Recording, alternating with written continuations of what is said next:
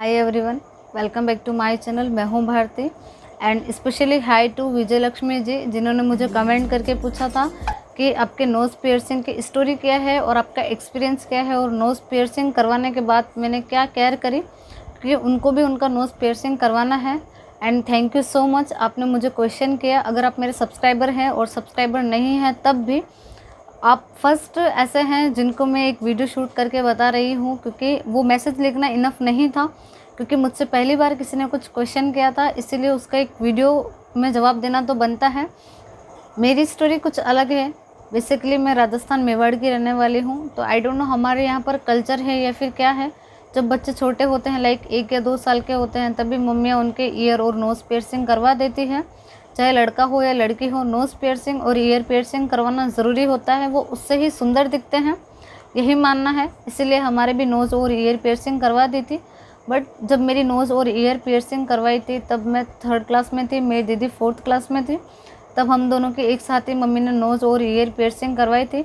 But mummy के nose और year piercing करवाने के बाद भी मतलब 3 बार मेरे नोज़ के जो पियर्स होल है ना, वो बंद हो गया था। क्योंकि हमारे यहाँ पर 2 टाइप से नोज़ और ईयर पियर्सिंग करते हैं, एक तो नोज़ पिन से और एक नोज़ रिंग से। जब मेरी मम्मी ने मेरी नोज़ पियर्सिंग नोज़ रिंग से करवाई थी तो मुझे रात में बहुत ज़्यादा दर्द होता था।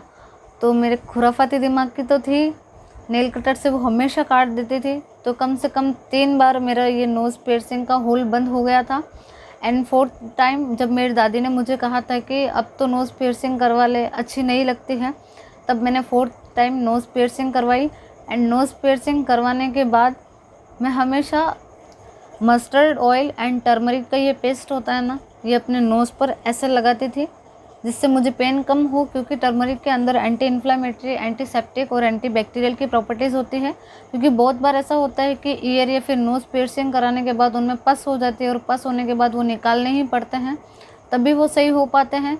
इसलिए वो पस नहीं हो, इसलिए मस्टर्ड एंड टर्मरिक ऑयल का यूज़ करते हैं।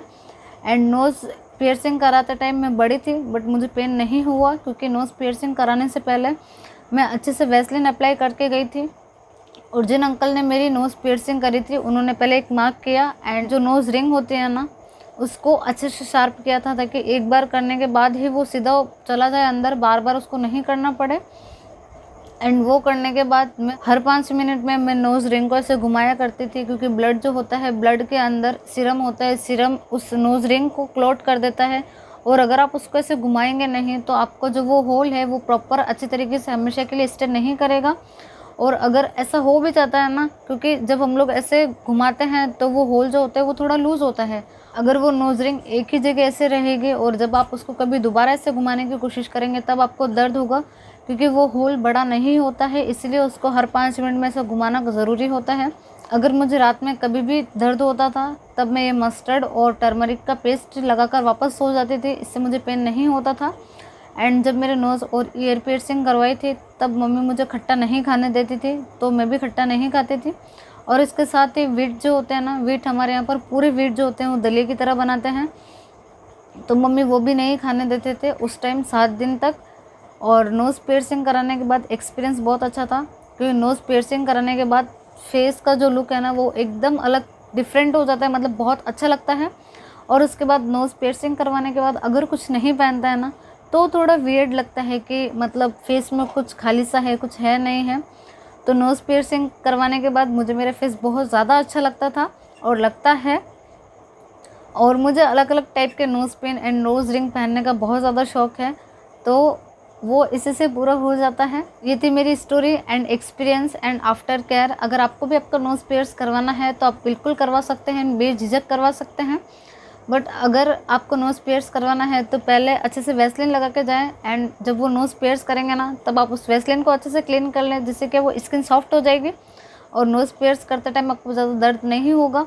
और ध्यान रखें, आप सिल्वर की जो रिंग होती है ना उसी से अपना नोज़ पियर्स करवाएं, क्योंकि जब आप उसको घुमाएंगे ना तब आपको कम पेन होगा।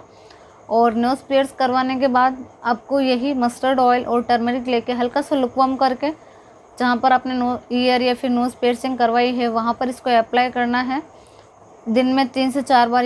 एंड ये करने के बाद आपको ध्यान रखना है कि फेस वॉश वगैरह कुछ भी आपके उस एरिया पर नहीं लगना चाहिए जब तक वो प्रॉपर अच्छी तरीके से ड्राई नहीं हो जाता तब तक। देन अच्छी तरीके से ड्राई होने के बाद आप अच्छे से उसको क्लीन कर सकते हैं, कोई प्रॉब्लम नहीं है। बट जब तक वो अच्छी तरीके से हील नहीं हो जाता है तब तक आपको उस एरिया पर फेस वॉश का यूज़ नहीं करना है। आई होप आपने जो क्वेश्चन पूछा था मुझसे, मैंने उसका अच्छे से रिप्लाई और रिस्पॉन्स दिया है। अगर आपको फिर भी कोई डाउट है तब भी आप मुझे कमेंट करके पूछ सकते हैं, मैं उसका रिप्लाई ज़रूर दूंगी। And thank you so much comment करने के लिए, मुझे दिल से बहुत ही ज़्यादा अच्छा लगा। और अगर आपको अलग टाइप के या फिर कुछ और वीडियो चाहिए तब भी आप कमेंट कर सकते हैं, मैं वो बिल्कुल आपके साथ शेयर करूँगी। सो वीडियो अच्छी लगी है तो प्लीज़ वीडियो को लाइक, चैनल को शेयर एंड सब्सक्राइब करें। बाय बाय, टेक केयर, मिलते हैं नेक्स्ट वीडियो में।